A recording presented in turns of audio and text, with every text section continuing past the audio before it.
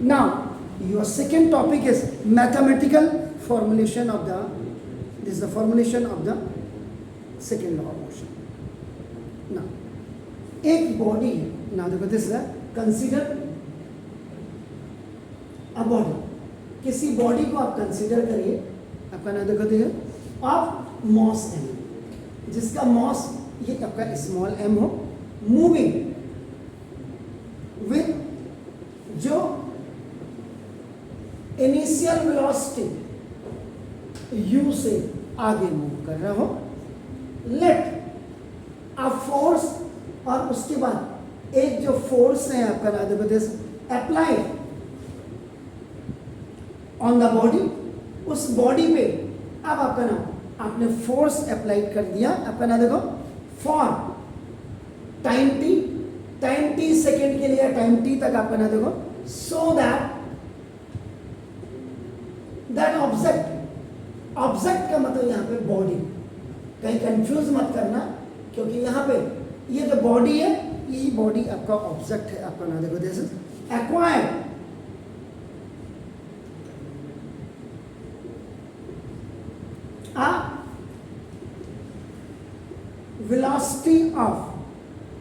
velocity v after t time.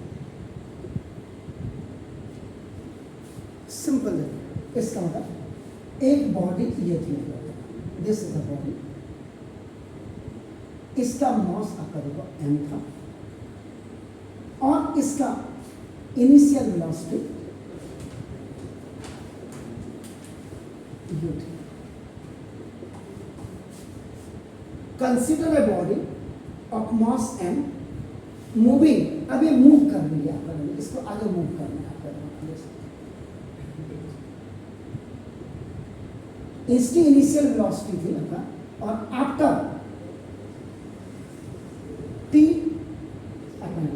T second कह दो या आफ्टर टी टाइम, ये एक प्लेस से सपोज बी प्लेस में आपका आ रही है, तो उस समय जब आएगी तो अब आपकी क्या हो जाएगी, इसकी जो फाइनल वेलोसिटी आपका एम मॉस, तो इसका वही रहेगा, टाइम के बाद आपका इसकी जो अब क्या होगा, initial velocity is just converted into the final velocity and that final velocity is taken as well.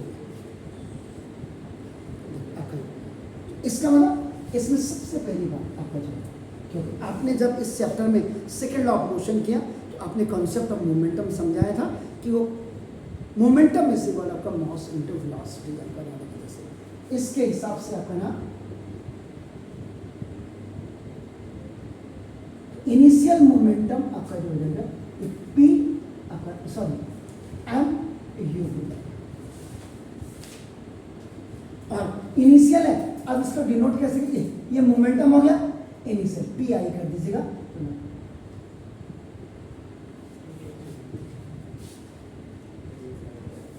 ठीक है.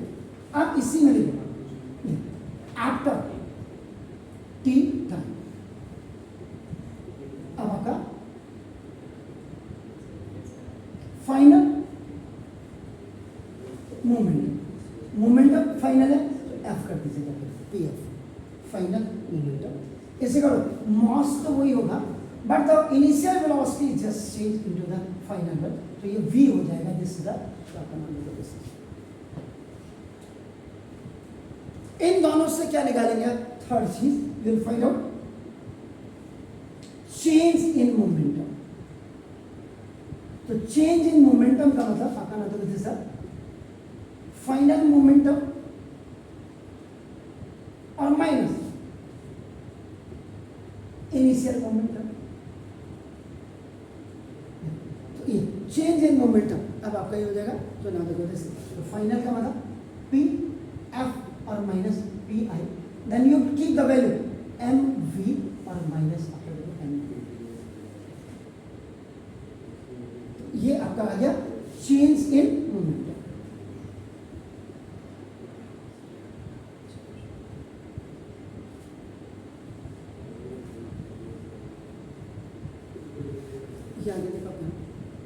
अब टाइम टेकन टू चेंज, चौथी चीज देखिए,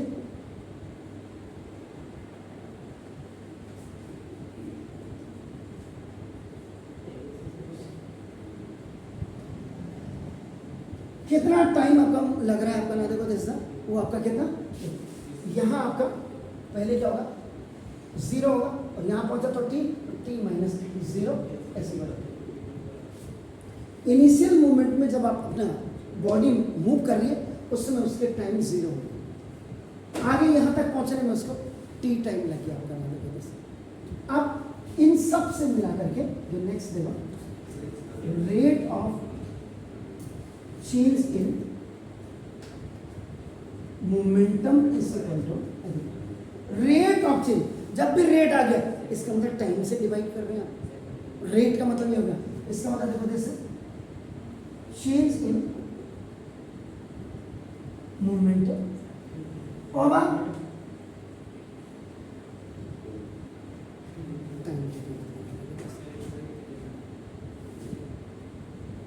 अब आप इसकी वैल्यू रख लीजिए, ये देखिए M V minus M U upon,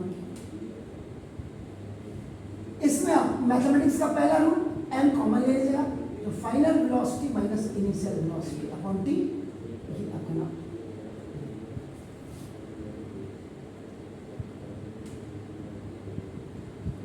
चलो अब यहां पे according to the definition of second law,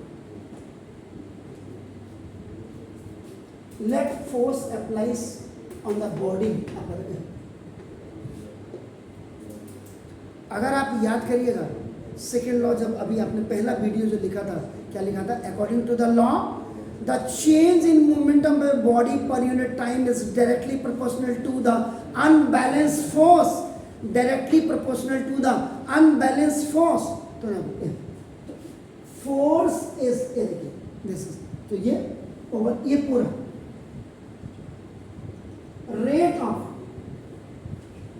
change in momentum वगैरह, तो F L पूरी वैल्यू पर रख दीजिए अपन अनुपात से, तो ये आपका क्या हो जाएगा M V minus U upon this.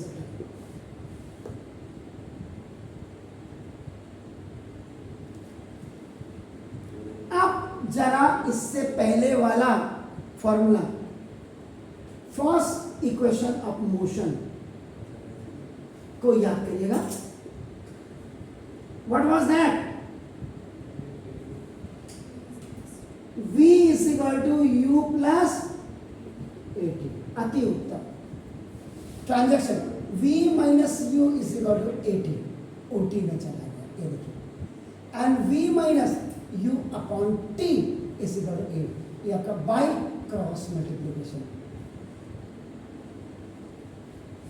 इसका मतलब if you are keeping the value v minus u upon t की जगह में आप क्या करेंगे, a रख देंगे, f is very ma।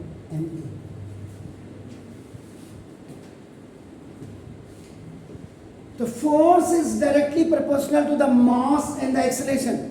इसमें मतलब किसी भी बॉडी का मास बढ़ेगा तो फोर्स बढ़ जाएगा। If the bodies mass is आपका डिक्रीजिंग, फोर्स आपका डिक्रीज होगा। आप किसी भी बॉडी की स्पीड बढ़ाएंगे, एक्सेलरेट करेंगे तो फोर्स बढ़ेगा, इंक्रीज करेगा। If you R D accelerating the आपका नाम it will be also, तो directly में आपका ये हो जाता है। So now for removing this F is equal to आपका K into M, तो K is a constant हो जाता है यहाँ पे, जिस constant की वैल्यू आपकी क्या होती है K is equal, इसको न्यूटन्स constant भी कहते हैं आपका देखना दिस, तो ये आपका K is equal to 1 unit आपका हो गया, F is equal to M into A।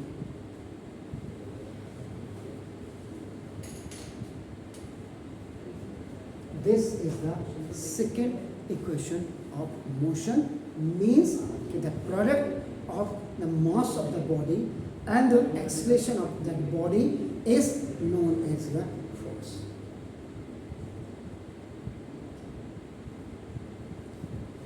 भालो इसका मतलब force acting on a body is directly proportional to the mass। अब आप इसको अलग अलग, अब आप किसी को कंक्लूजन अगर बताना चाहें फोर्स इज डायरेक्टली प्रोपोर्शनल।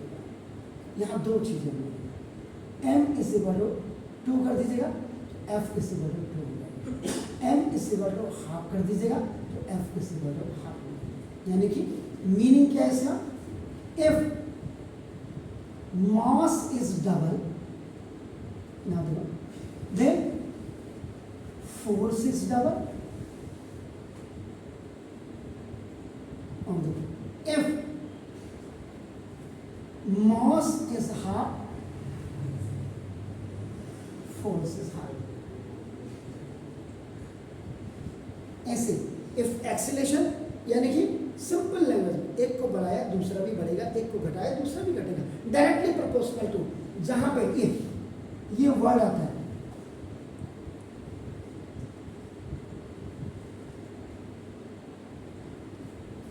मैं आपको जैसा पढ़ाऊंगा आप वैसा समझेंगे, मैं अच्छा पढ़ाऊंगा अच्छा समझेंगे, और बुरा पढ़ाऊंगा बुरा समझेंगे। वही है, मैंने आपको पढ़ाया, आप घर जाकर के किसी और को पढ़ाएगा, तो जिसको आप पढ़ा रहे हैं वो he and she is indirectly proportional to our answer.